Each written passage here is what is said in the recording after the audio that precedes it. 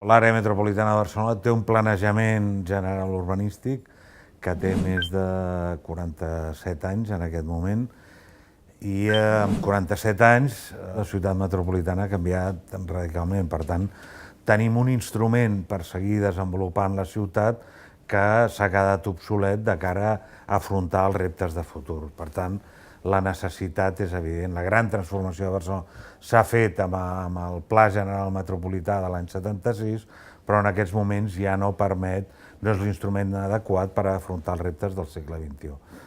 L'altra, la conveniència, ve derivada de la pròpia llei de l'àrea metropolitana que fixa com una competència d'aquesta nova institució la redacció d'aquest instrument de planejament general.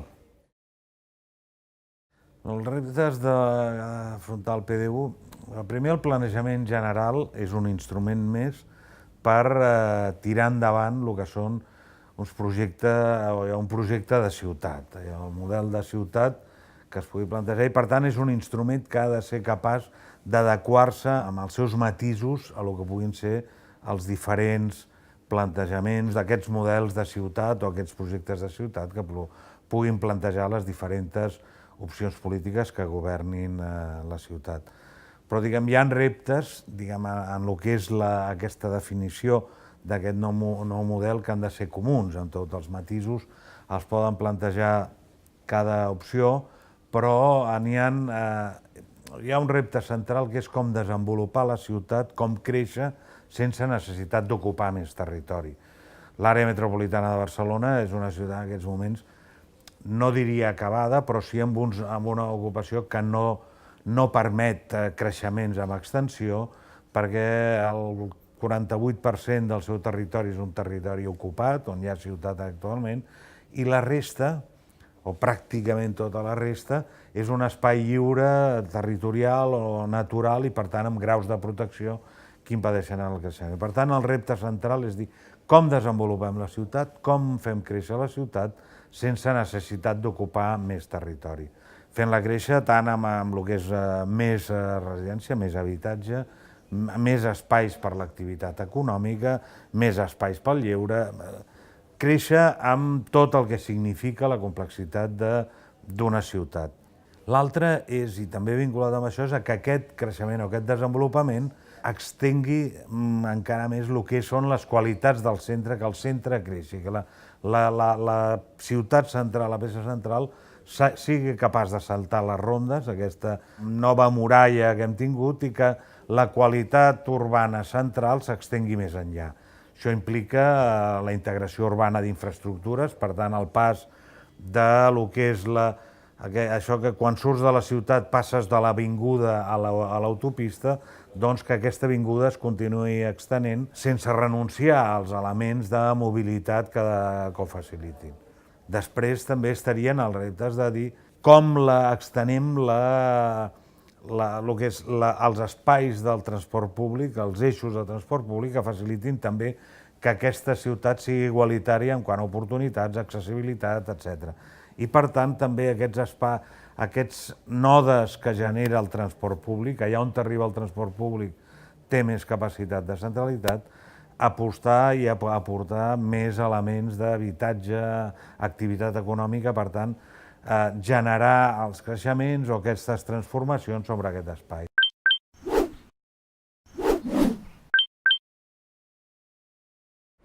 Això és un procés que ja ve de lluny. Comença amb els higienistes i després amb els racionalistes i ve fomentat més tard per la incorporació de transport públic massiu, sobretot el tren i el tramvia, i als anys 60 amb el vehicle privat. Això ha fet, com deies tu, que les funcions s'hagin separat, s'hagin expandit en el territori i el que abans era en distàncies caminables ara ja no ho és.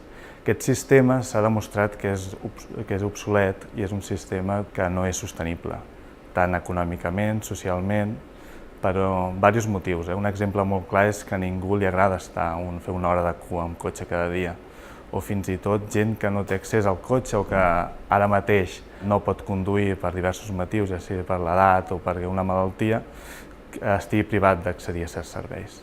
Llavors nosaltres hem de potenciar per una ciutat més amable, compacta i intensa en usos. És una pregunta difícil de respondre. Catalunya, sobretot l'àrea metropolitana, té un sistema econòmic molt diversificat, on té un pes molt rellevant al sector productiu i recentment al logístic. És en aquest sentit, i sobretot en un entorn on l'economia està molt globalitzada, que les empreses han de competir a nivell global. Aleshores, la innovació ja no és una opció, sinó és una necessitat d'aquestes empreses.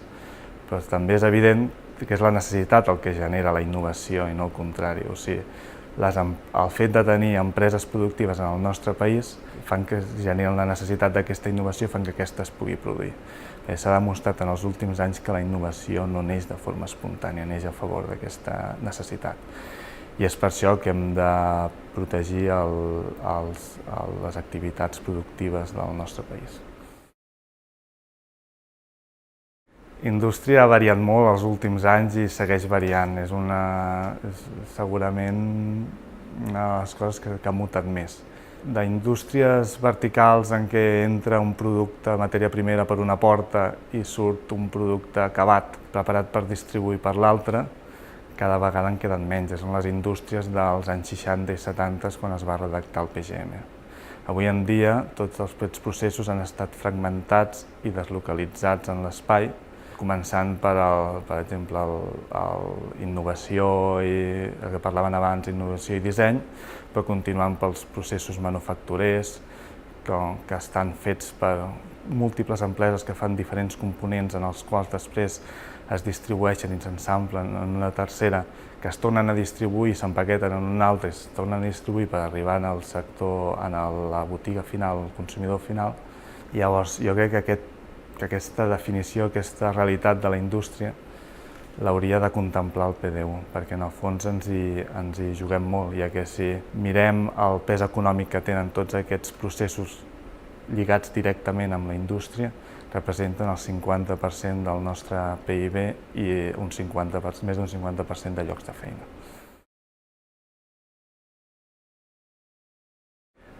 Primer de tot, s'ha de garantir llocs on es pugui fer, que puguin realitzar-se aquests processos, o sigui, el sòl. I aquest sòl ha de ser competitiu a nivell global, perquè hem dit que l'economia i les empreses competeixen a nivell mundial. Per tant, aquests sòls han de ser atractius, ben connectats, capaços de generar sinergies a prop del treballador, que puguin atreure talent i suficientment econòmics. Primer de tot, protegir aquests sòls per dos motius principals. Primer de tot, evitar processos especulatius que facin pujar el preu del sòl artificialment, i segon, que siguin fàcilment transformables, ja que l'àrea metropolitana de Barcelona ja té tot el sòl consolidat i per tant té molts pocs espais per créixer. Això fa que sòl productiu que es perd, sort que ja no es recupera. Després, hauria de generar una nova normativa que hauria de ser senzilla, àgil, adaptable i comú per tot el territori metropolità, que faciliti la vida de les empreses que ja estan instal·lades i que permeti que noves empreses s'instal·lin. Una altra seria fomentar la renovació dels polígons industrials més obsolets, que en tenim uns quants a l'àrea metropolitana, i finalment assegurar la flexibilitat dels polígons al mateix temps que s'intensifiquen aquells que estan en localitzacions més properes al teixit residencial i al transport públic.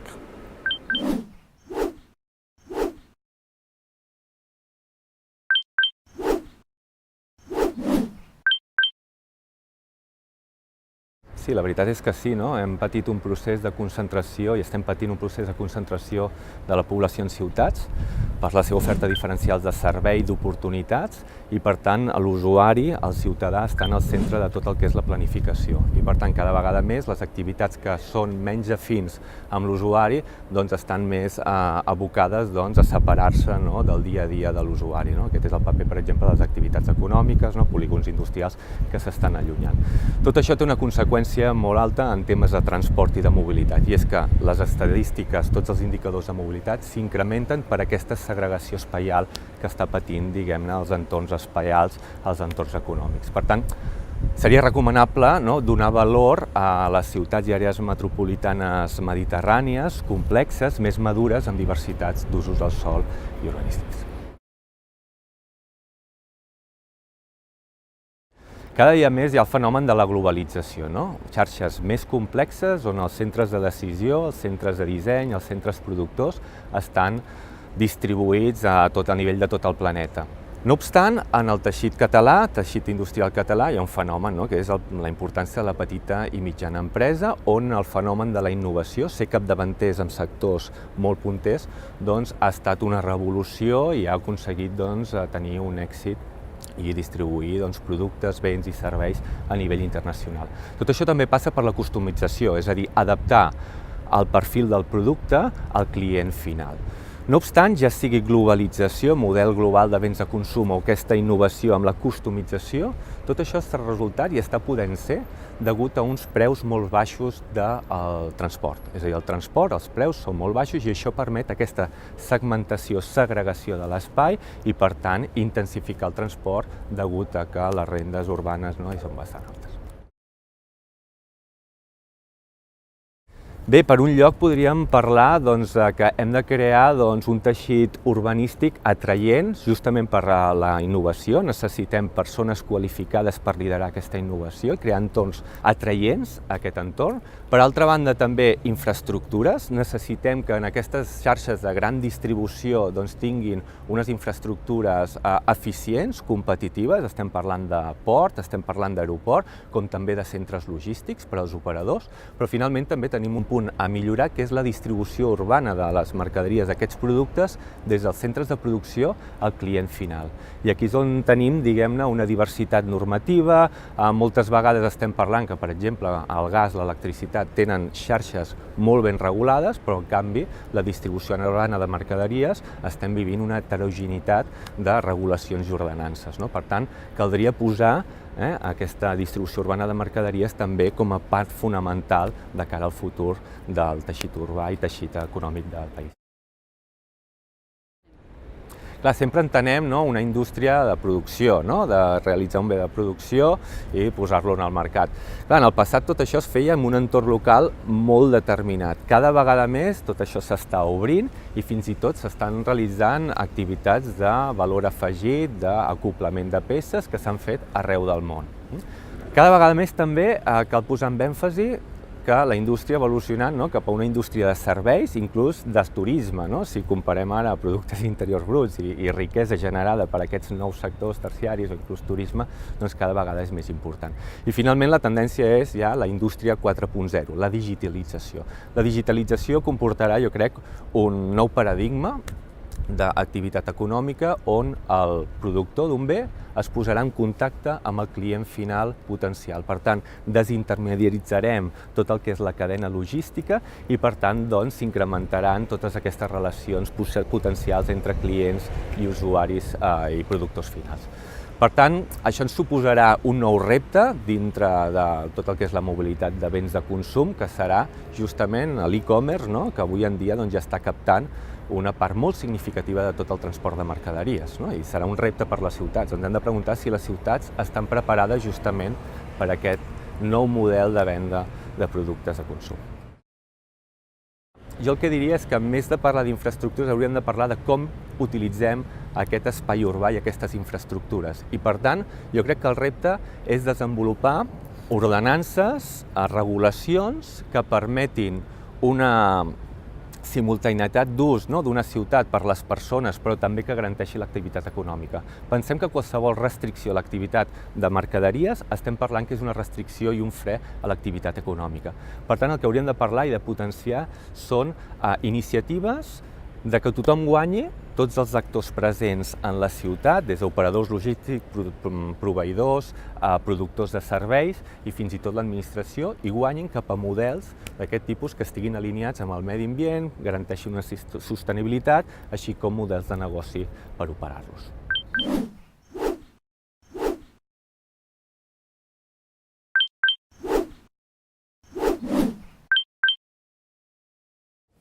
Bé, s'ha de dir en primer lloc que qualsevol ciutat del món té necessitat d'un pla, diríem, urbanístic que permet, o sigui, un pla urbanístic el que permet és organitzar la ciutat, regular la ciutat actual, permet organitzar el seu creixement i també la seva transformació.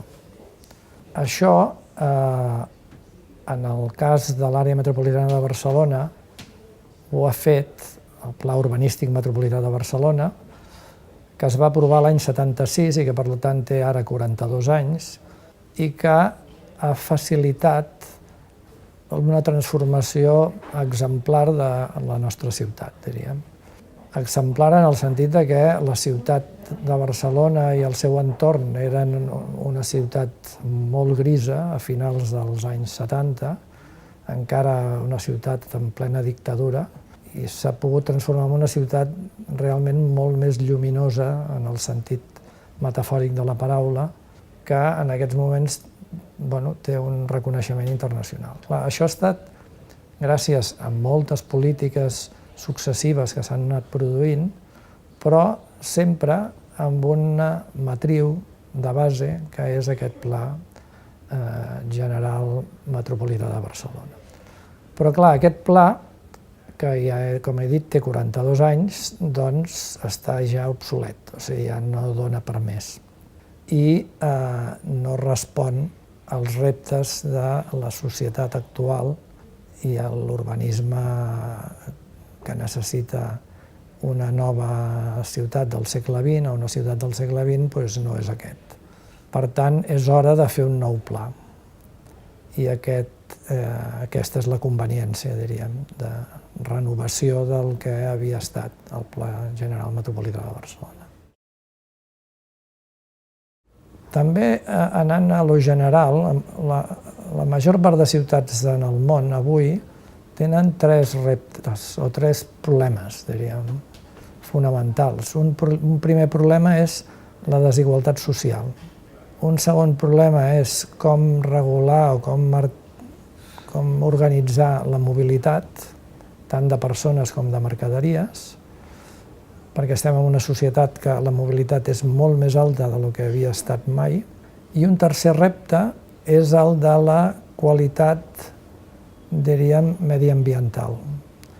En el cas de l'àrea metropolitana, que té aquests tres problemes també plantejats, hi ha un quart aspecte que no és un problema, però que sí que és un repte, que és el d'aconseguir que un conjunt de nuclis urbans distribuïts al llarg del territori es puguin articular com una ciutat de ciutats. I deixem de pensar en l'àrea metropolitana com un nucli central molt poderós, que ho és i ho seguirà sent, que és Barcelona, i una perifèria, diríem, de segon ordre, diríem, que són la resta dels municipis. Hem de trencar aquesta concepció per obrir una concepció molt més positiva del conjunt, que és tots conformem un conjunt de ciutats ben articulades.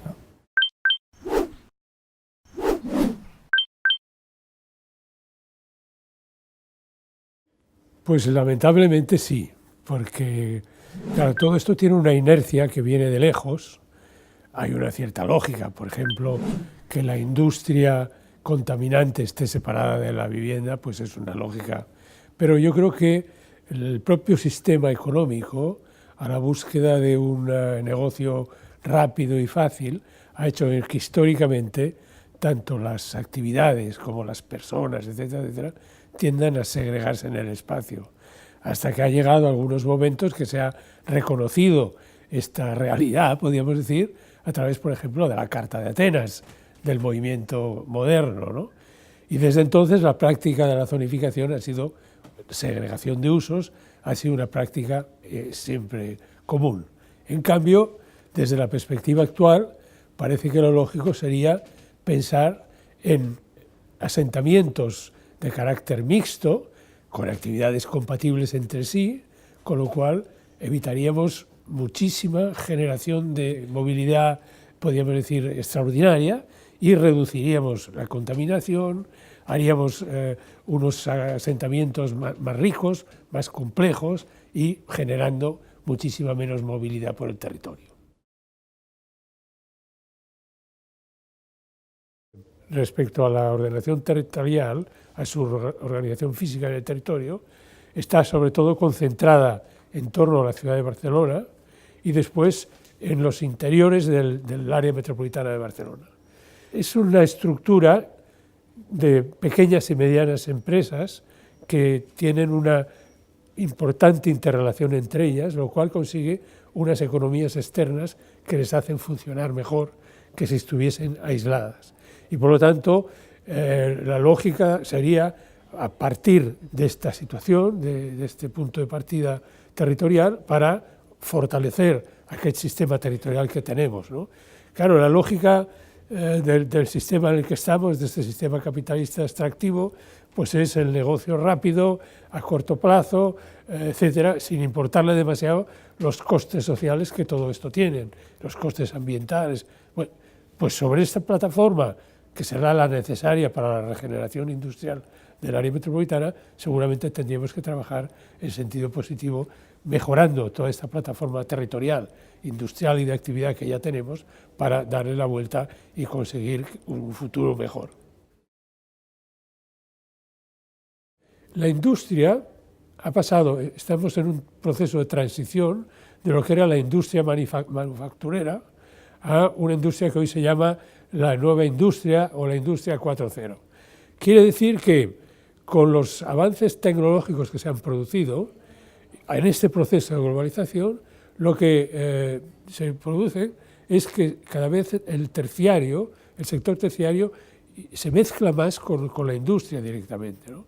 Y por lo tanto aparece con mucha importancia los servicios intermedios, los servicios a la producción, tales como, por ejemplo, pues el transporte de las mercancías, todos los aspectos de la financiación, los aspectos jurídico-administrativos, la contabilidad, el marketing, la comercialización, todo eso que antes estaba dentro de las industrias a pequeña escala, ahora se produce fuera, complementando los servicios propiamente de la producción, basándose en todo el proceso de digitalización, en todo este proceso de que se llaman las economías del conocimiento y por lo tanto pasando a un estadio diferente en esta cuarta revolución industrial, ¿no? Porque esta es la nueva industria, que es la que nos interesa, porque la industria manufacturera sigue siendo importante, pero no puede dar respuesta ya a los nuevos servicios que no son estrictamente de transformación de productos, sino de creación de otros productos que ya no son propiamente físicos, materiales.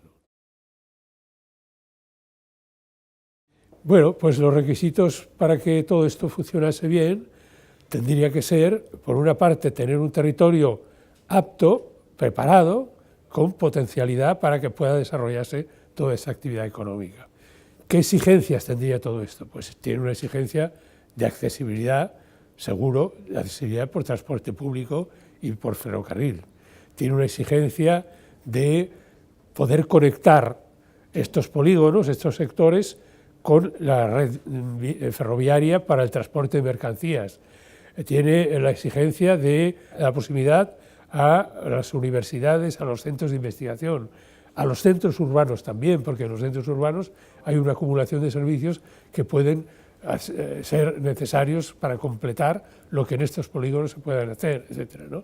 Por tanto, es una nueva situación que exige efectivamente unos nuevos requisitos territoriales. Hemos pasado de una cosa que los italianos le llamaban la città fábrica, ¿no? Como un sitio, no digo despreciable, pero que solo se dedicaba a la producción, con humos, con ruido, que no importaba el paisaje alrededor, el descanso de los obreros, a todo lo contrario, cada vez más estas nuevas zonas llamadas parques empresariales, parques tecnológicos, tienen esta dimensión diferente en el que el trabajo se produce de otra manera y en el que la presencia de los servicios es cada vez más importante.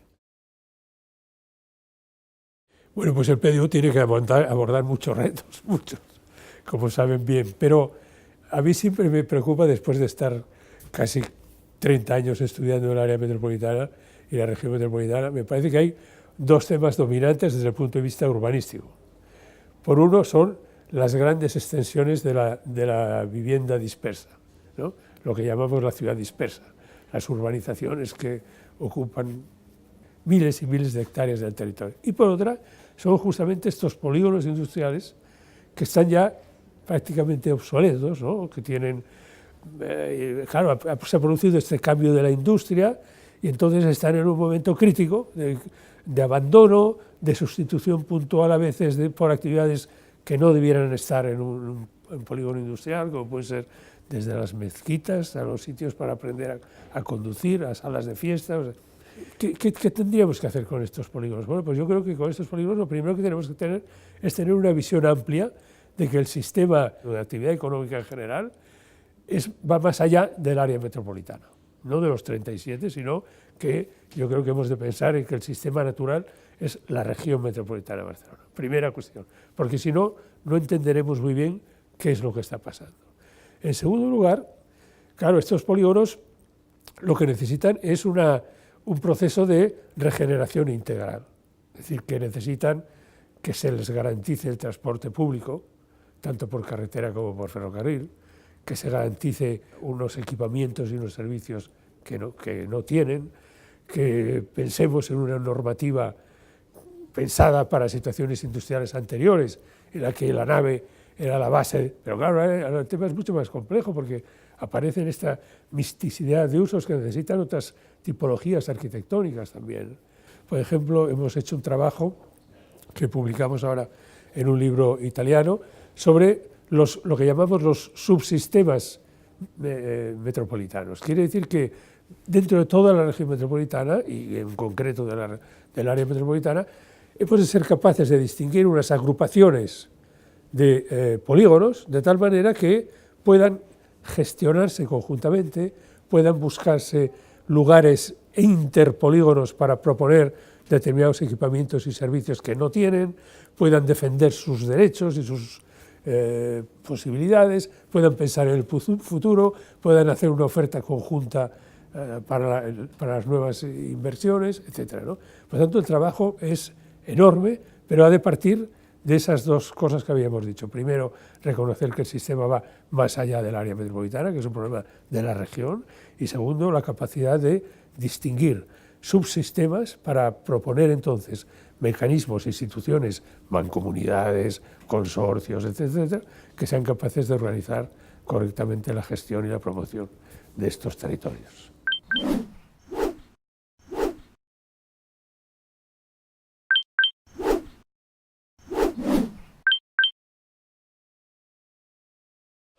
A veure, les tres sí.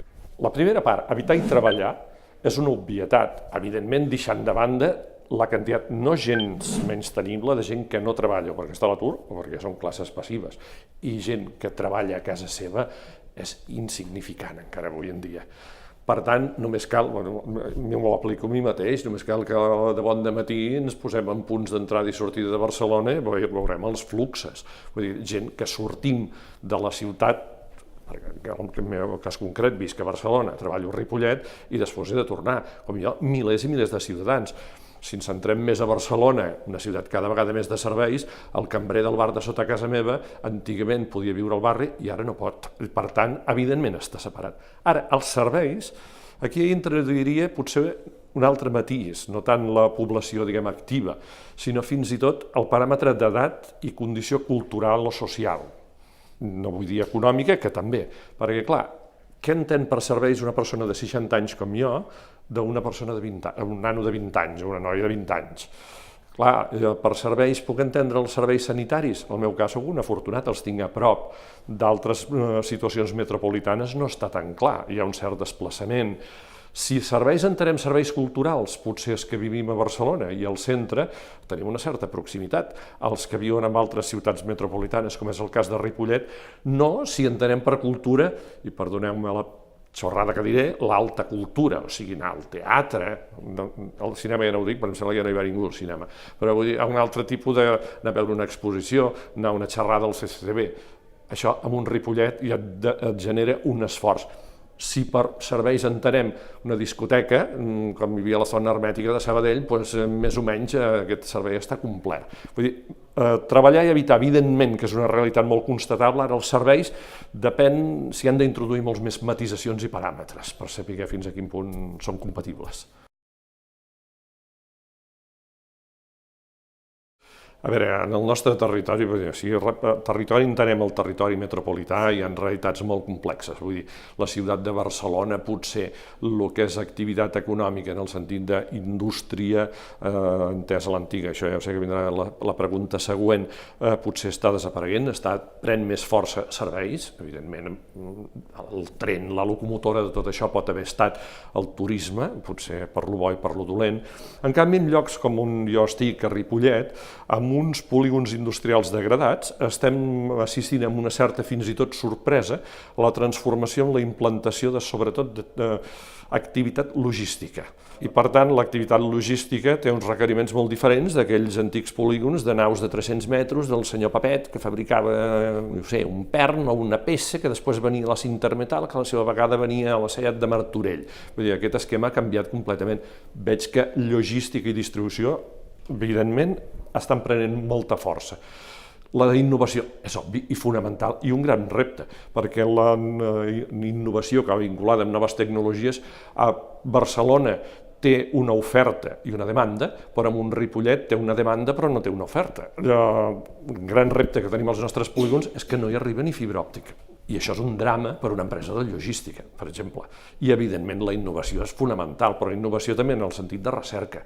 Això, l'eix de la B30, que potser no és estrictament àrea metropolitana, s'està en un punt d'especialització en recerca, evidentment, vinculades amb tecnologies informàtiques. Això és fonamental.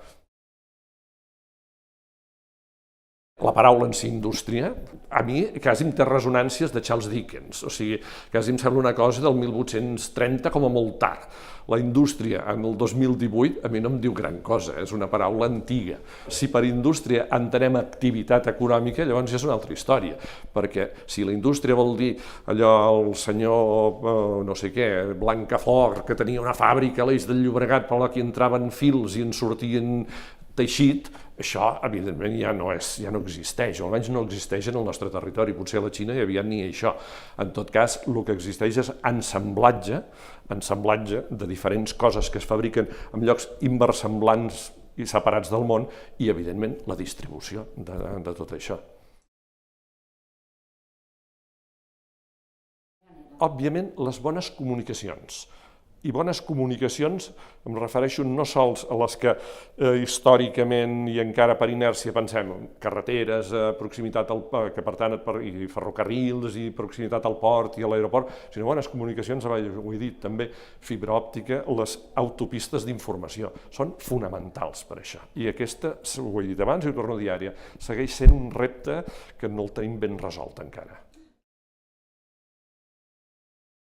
Els reptes del PDU, evidentment, en un territori tan complex i amb un ja de per si l'àrea metropolitana que potser amb les jornades de treball que portem aquí des de fa més d'un any quasi es posa en evidència una mica l'artificiositat dels seus límits, perquè el territori, la realitat del territori és més tossuda que la voluntat administrativa, evidentment és canviar el model de governança. No pot ser que l'àrea metropolitana sigui la juxtaposició de 36 municipis, vol dir 36 maneres de fer 36 decisions diferents i a vegades contradictòries.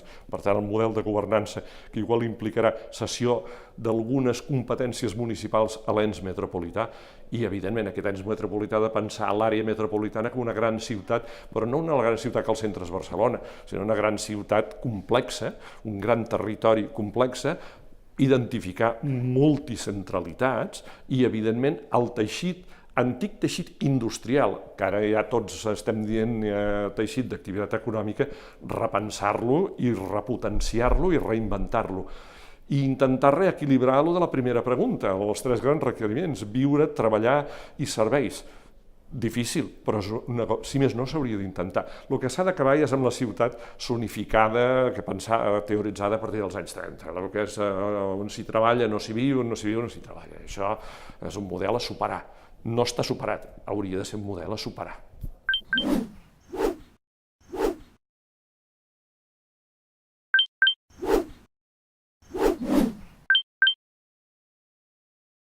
El pla director urbanístic està cridat a substituir el planejament general que ve operant a l'àrea metropolitana des de fa molts anys, des de l'any 1976.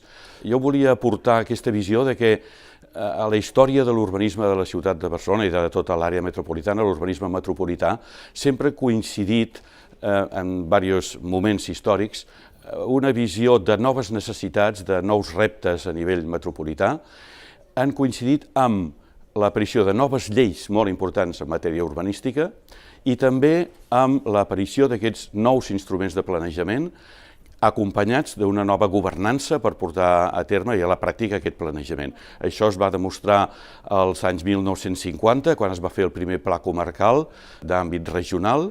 Allí van sortir les primeres organitzacions metropolitanes i una comissió d'urbanisme embrionària.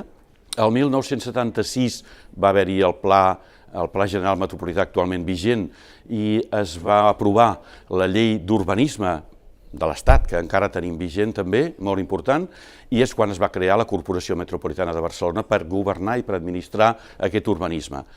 Han passat molts anys i ara aquest moment és clau perquè, per una banda, l'aparició de l'àrea metropolitana de Barcelona, la creació de la nova àrea el 2010, en un moment en què, en plena crisi econòmica i també social, etc., s'ha demostrat la necessitat de reinventar el Pla General Metropolità, i això ha posat en marxa també la iniciativa d'una nova llei d'urbanisme de la Generalitat molt important i, com deia, la governança metropolitana a través d'aquesta àrea metropolitana.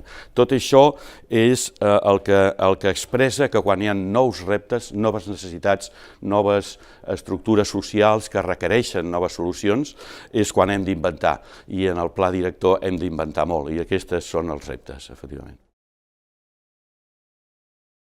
A veure, clar, tots som molt conscients de les necessitats d'habitatge, necessitats d'equipaments, millora de qualitat de vida dels ciutadans, dels barris, etc. Jo crec que des d'una visió una miqueta més general, i perquè tots ho entenguem, el PDU té el repte de fer compatible una visió metropolitana, que és històricament tan important i que és el que ha aportat a l'èxit actual de tots els serveis que presten des de l'àrea metropolitana, aquesta visió metropolitana de conjunt amb les visions més locals, amb solucions locals dels municipis que han de ser necessàriament diferents fins a cert punt d'uns municipis als altres. Però justament aquesta solidaritat dels municipis amb l'àrea metropolitana, els municipis amb la metròpolis, és un dels reptes, jo crec, de base molt importants. Per altra banda, des de la meva visió potser també més jurídica, el món, la variabilitat dels problemes, les noves solucions, els nous requeriments, exigeixen que hi hagi un urbanisme flexible, adaptable. I aquesta flexibilitat dels canvis, de noves solucions, etc., xoca moltes vegades amb això que els juristes en diem la seguretat jurídica, quan tu, o el ciutadà inclús, de saber el que pot fer en el seu terreny, o saber quan li faran el seu equipament.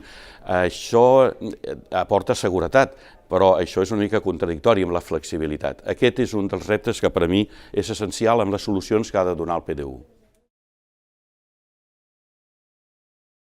Evidentment, la redacció d'un pla director urbanístic hem de tenir en compte que és un instrument relativament nou, és a dir, la llei d'urbanisme ja preveu els plans directors urbanístics, hi ha experiències i se n'han fet diversos a Catalunya, però el cas de l'àrea metropolitana és especial perquè és un pla director previst a la llei especial de l'àrea metropolitana que té unes característiques i unes definicions i uns continguts bastant diferents a la resta.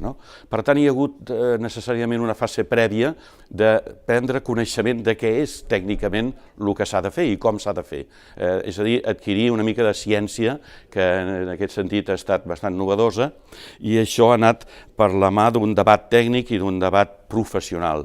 Aquest debat és el que ha donat després sortida a determinades propostes que a les vegades han portat a nous processos de participació. Aquesta participació, com dic, ha estat tant a nivell d'institucions, bàsicament Generalitat, ajuntaments, Ajuntament de Barcelona essencialment també, i ara s'obre el moment bàsic de la participació ciutadana. Aquest és una mica el procés. Clar, efectivament, com deia, els documents urbanístics són documents tècnicament molt complexes.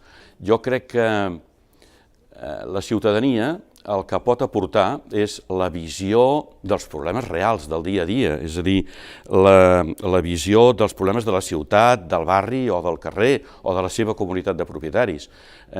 Tot això és de gran utilitat per a l'administració a l'hora de buscar solucions des de l'urbanisme. Aquesta aportació dels ciutadans ha de ser incentivada des de l'administració mitjançant informació, mitjançant difusió de les solucions o de les propostes. I, per tant, aquest és un procés que es va retroalimentant. L'administració ha d'incentivar, ha d'informar el ciutadà, ha d'assumir, s'ha d'informar i, sobretot, ha de ser, jo crec, actiu i proactiu i ha d'exigir que se li doni aquesta informació. I després, evidentment, l'administració ja busca els procediments, els camins per encaminar aquesta participació, que jo crec que sempre s'ha d'intentar que sigui el més col·lectiva i el més forta possible, evidentment.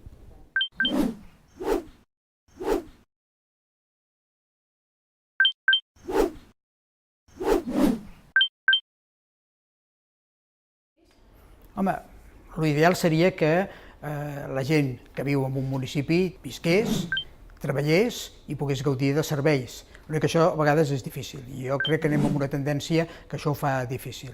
Una dada, Barcelona ciutat té 200.000 llocs de treball per sobre de la població ocupada. Per tant, vol dir que hi ha gent que entra a Barcelona diàriament a treballar i per tant això hi ha una mobilitat forçada. En el cas de Molins també passa, segurament no tan exagerat com a Barcelona ciutat, i per tant la gent que viu a la vila té serveis, bastants serveis, està ben equipat Molins, la gent que té menys serveis són els que viuen a les urbanitzacions, per tant no estan en el centre i per tant si volen gaudir dels serveis han de baixar cap al centre. Bueno, jo crec que bàsicament terciari, serveis vinculats al turisme o no, i per altra banda els logístics, o de transports internacionals o nacionals, però que tenen molta vinculació amb la proximitat que tenim, amb el port, l'aeroport, etc. Ostres, això és un tema que va canviant, no? Per exemple, moltes de les activitats que entren dintre de la logística, en teoria no construeixen res, no fabriquen, sinó que és un intercanvi, diguem, de materials. Jo crec que hauríem de reivindicar el paper de la indústria manufacturera, que no vol dir que es treballi a mà, sinó que es fabriquin coses, instruments, etc., per molt sofisticats que fossin i per molts materials, diguem, de nova innovació, però jo crec que és important que això es produeixi i no perdre, i no transformar-nos només en un lloc en què emmagatzemem coses, no? Mira, hi ha dos tipus d'espais d'activitat econòmica, els que estan dins de la xarxa o del teixit urbà o els que estan fora, segregats. El polígon industrial de tal lloc, a Molins tenim el Pla, que compartim una part amb Sant Feliu, i per tant allò és un tipus d'espai diferent que l'integrat. En aquest espai és on s'hi col·loquen les empreses que necessiten molt de volum, molts de metres quadrats, que són les logístiques o les de transport. Altres indústries poden conviure de manera integrada dintre de la xarxa urbana perquè no requereixen tant d'espai, etc. Per tant, el model que anem depèn del tipus d'indústria. A Molins, per exemple, no fa massa, amb un gran solar d'uns 10.000 metres quadrats, s'ha instal·lat una indústria que fabrica peces, diguem-ne, per a les activitats de les dents, i per tant, molt sofisticada, acabant per nanomicres, o sigui, molta innovació, molt valor afegit i també necessitat metres, però aquests segurament, malauradament, són els que menys s'implanten. Jo crec que són molts i difícils, en aquest cas.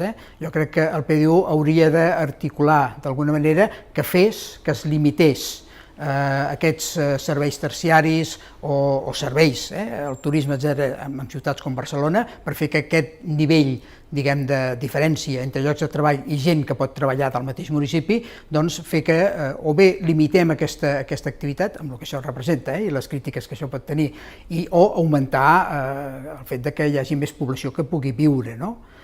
És a dir, anar a buscar aquest equilibri de la manera que sigui, amb un pla d'usos, facilitant l'habitatge, etc., perquè la gent que pugui viure en un municipi trobi la feina en aquest municipi. Això és difícil, perquè no depèn de l'urbanisme ni d'un pla director, però intentar que això fos així, sobretot pel tema de la mobilitat, que la gent, si vol moure's, pugui moure's especialment en transport públic, però d'una manera voluntària per anar a buscar o per anar a visitar algú, però no com a cada dia tindre que agafar el transport. És un tema d'eficiència econòmica, de menys despesa energètica, etc.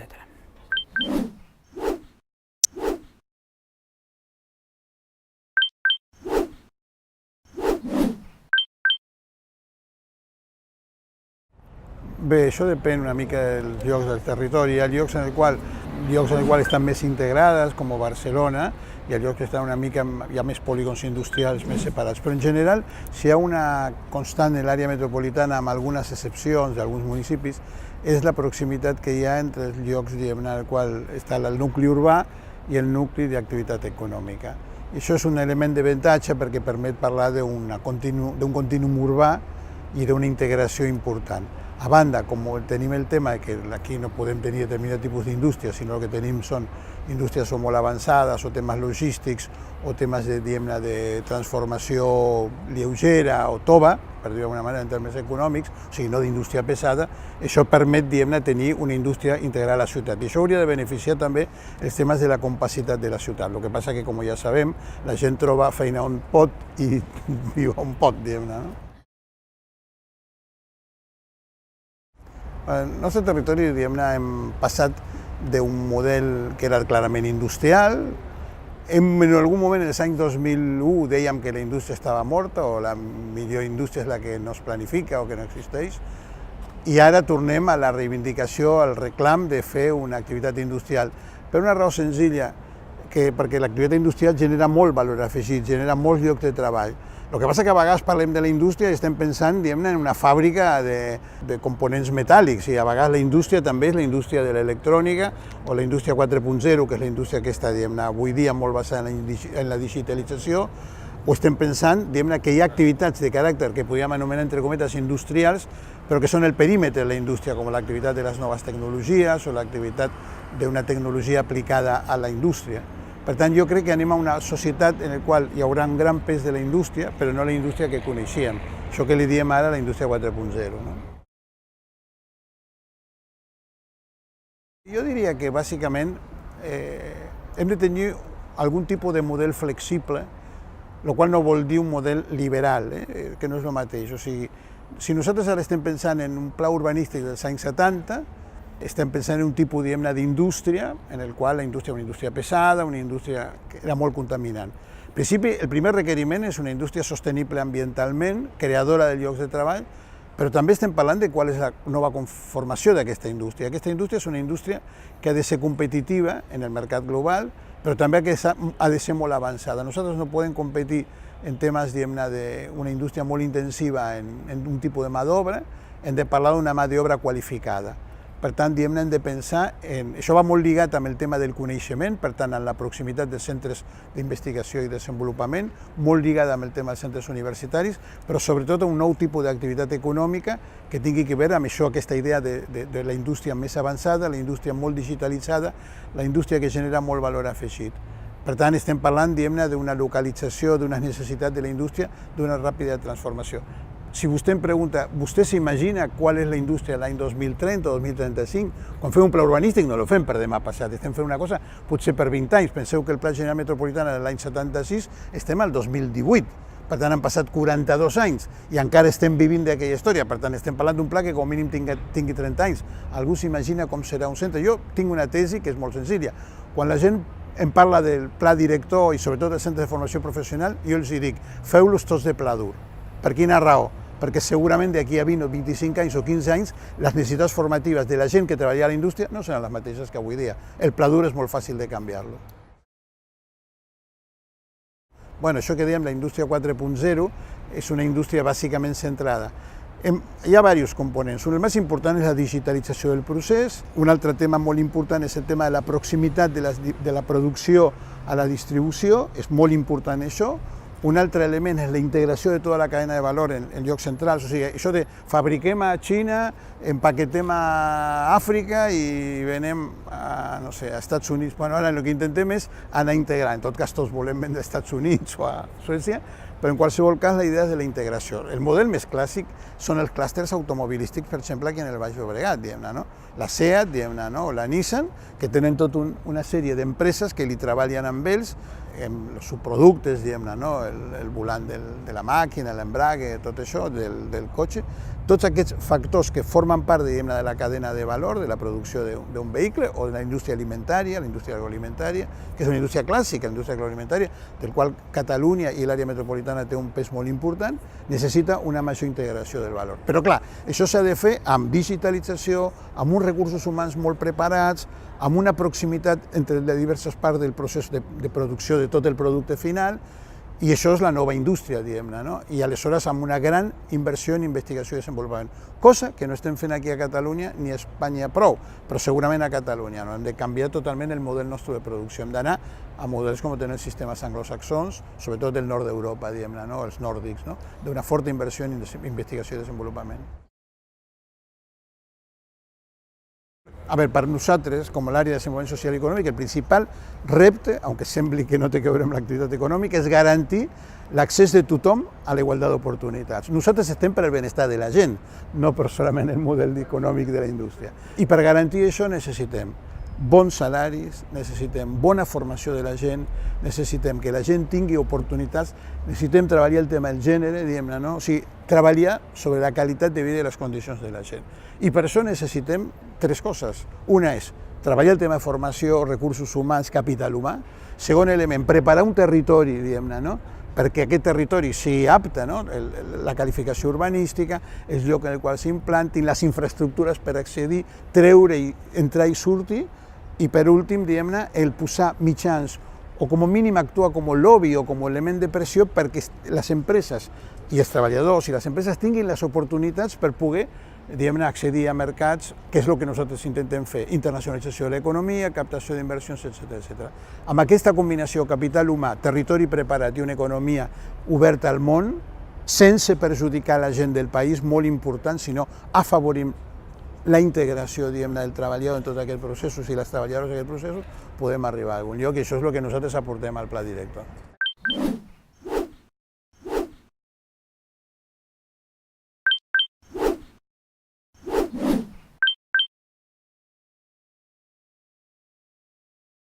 No, jo crec que són funcions que cada vegada s'estan integrant més a la ciutat i més en una realitat com la metropolitana on l'oferta està força ben distribuïda en les diferents ciutats. Per altra banda, també podríem pensar que la ciutat característica nostra, que és la mediterrània, que és la densa i complexa, ja tenia totes aquestes funcions interioritzades dintre de la ciutat. L'activitat crec que el que està buscant és poder competir en el marc global, del mercat global. Això vol dir que s'han d'estar revisant contínuament els processos de producció per adaptar-los i millorar-los. Per altra banda, també alhora s'està convivint amb els models anteriors, perquè encara som dependents dels altres sistemes productius encara vigents.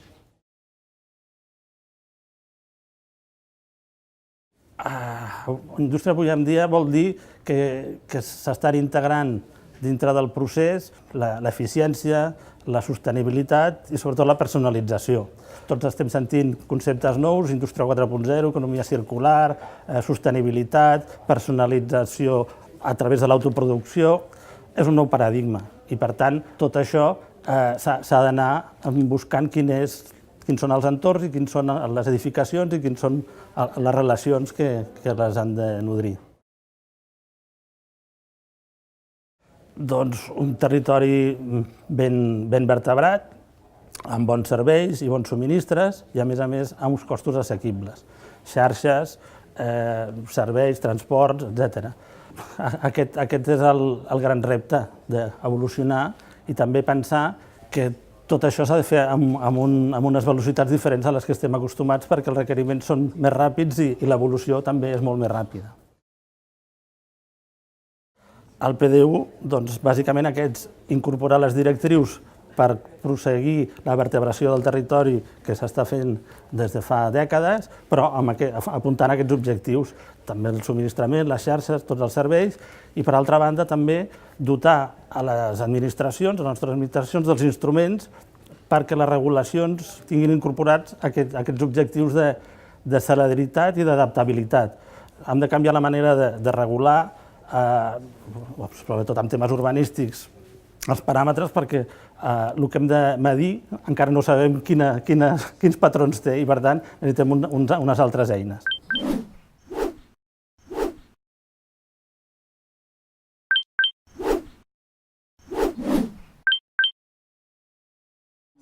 Bé, més enllà de que ho digui la llei de l'àrea i de que faci 43 anys que tenim el Pla General Metropolità, jo crec que en aquest moment és essencial disposar d'un instrument urbanístic adaptat al que s'espera avui de l'urbanisme. Venim d'un urbanisme que es basava en el creixement de la ciutat, en fer ciutat, i ara hem d'anar més a refer ciutat i sobretot a fer possible sobre aquesta base física l'exercici que se'n diu avui en dia el dret a la ciutat, que és més de continguts que no de continents, és a dir, fer possible la cohesió social, fer possible la vida saludable, fer possible una mobilitat sostenible. Per tant, aquest és un primer repte, i el segon és dotar d'unes directrius de planejament als 36 municipis que integren l'àrea metropolitana, no hi ha només els 26-27 que hi havia en el Pla General, perquè alhora tinguem unes pautes comunes de desenvolupament, és a dir, sapiguem que estem en un territori integrat i dotat de serveis i infraestructures iguals per tothom, però alhora que cada municipi pugui també seguir la seva pròpia trajectòria i reconèixer la seva pròpia singularitat urbana. Per això ens fa falta un pla director urbanístic. Evidentment, sostenibilitat i cohesió social són les dues línies. Per tant, hem de fer una ciutat que sigui sostenible, que sigui capaç d'estalviar energia, que doni una vida saludable, que ajudi i que es programi amb la perspectiva de la reducció d'emissions i d'una ciutat en què s'hi pugui viure, i que integri tots aquests equipaments i tots aquests elements que permetin el dret a l'accés a l'habitatge, que permetin el dret a l'escola, el dret a la salut, el dret a la mobilitat, i per tant que tingui uns elements de gestió molt importants. Si hem dit abans que l'important en aquest moment no era tant fer nova ciutat com refer la ciutat existent, el que cal és dotar d'uns mecanismes de gestió que facilitin aquesta substitució, que permetin generar habitatge protegit, equipaments, serveis on no n'hi ha, jugant amb el que tenim i permetent també que l'activitat econòmica, el desenvolupament econòmic, s'integri en un teixit urbà que no sigui incompatible. És a dir, cada cop anirem més a hem de trobar la manera d'integrar activitat econòmica, que és molt diferent de la que hi havia als anys 70, marxem de les grans fàbriques, de les grans indústries, anem més a l'activitat del voltant del coneixement, i això vol dir una relació diferent entre el sòl residencial, el sòl productiu i fins i tot el sòl d'equipament.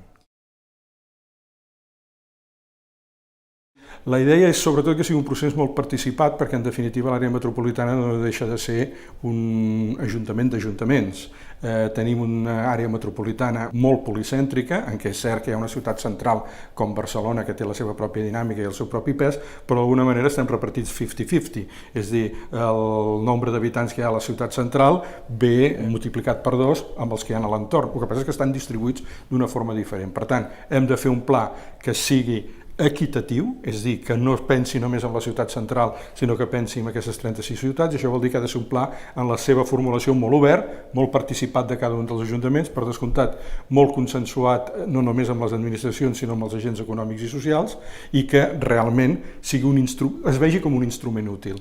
La clau és que els diferents ajuntaments, els agents econòmics i socials, no vegin el PDU com una nova imposició, com una nova barrera, sinó com una oportunitat de desenvolupar després els seus projectes singulars, innovadors, i això és el que hem tractat de fer amb un procés potser molt llarg, però també molt participatiu.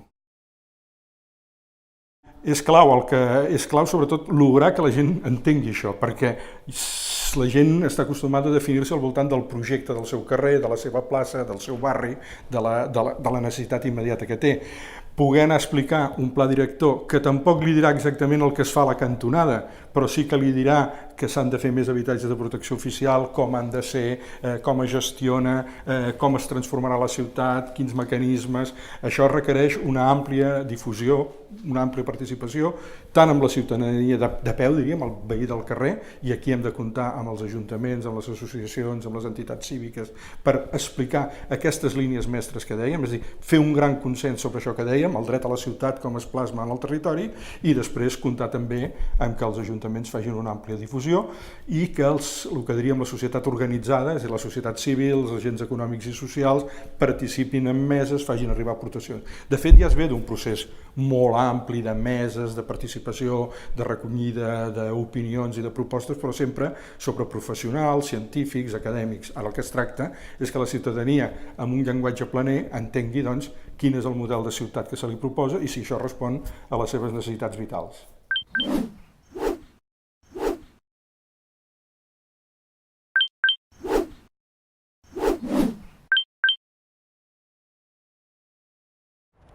Partim d'una situació, molt de finals del segle XX, on tot s'ha anat disgregant. L'explosió de la ciutat ha portat a disgregar tota una sèrie de fragments especialitzats de tota mena i alhora també les seves funcions, molt sovint propiciades per l'establiment de xarxes de mobilitat, la inserció del vehicle privat i molt altre tipus de xarxes de mobilitat.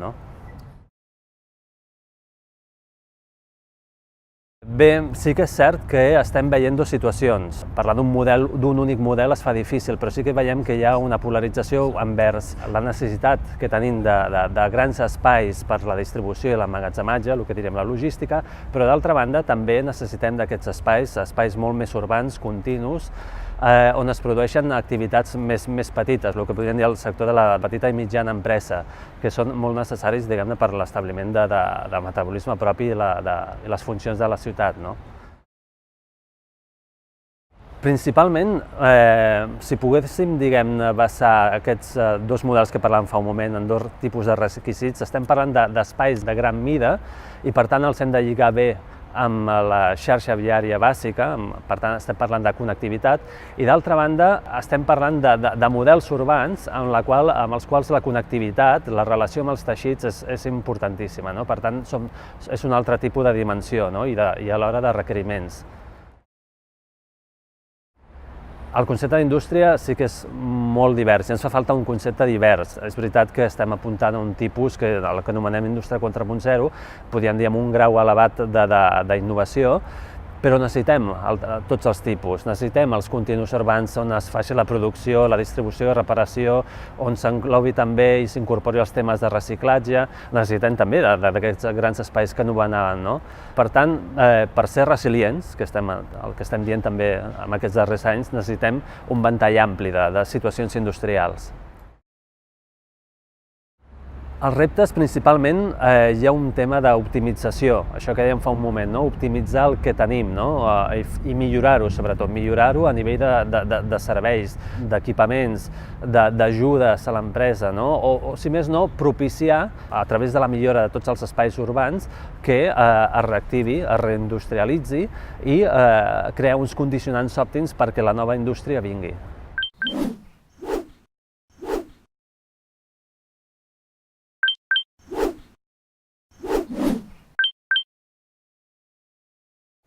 Sembla que és evident, no? Cada vegada vivim en un lloc, treballem en un altre i anem a divertir-nos en un altre, i tots, en principi, són tots separats, el qual no vol dir que sigui qualitat de vida, perquè la gent ha sortit o ha sigut expulsada d'alguna manera de Barcelona, de les centralitats de les ciutats més grans, i en el nostre cas és un poble, hi ha molt habitatge aïllat, molt habitatge unifamiliar, i llavors pensa que això és una manera de qualitat de vida. Jo crec que no és tan així, sinó que la qualitat de la vida també és això, però també és que tu visquis i treballis el més a prop possible.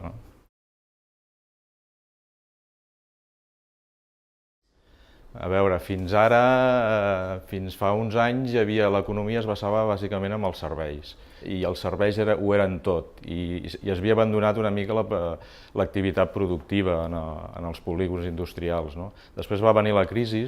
Aquesta crisi va comportar que moltes naus s'abandonessin i llavors, per treure rendibilitat, què feien els propietaris o què feien els promotors? Doncs hi havia tendència a posar serveis que potser no li tocarien, des de comercial, des de serveis esportius, tanatoris, serveis de lleure, i ara sembla que hi ha un canvi de tendència anem més cap a l'activitat productiva, es torna a revitalitzar.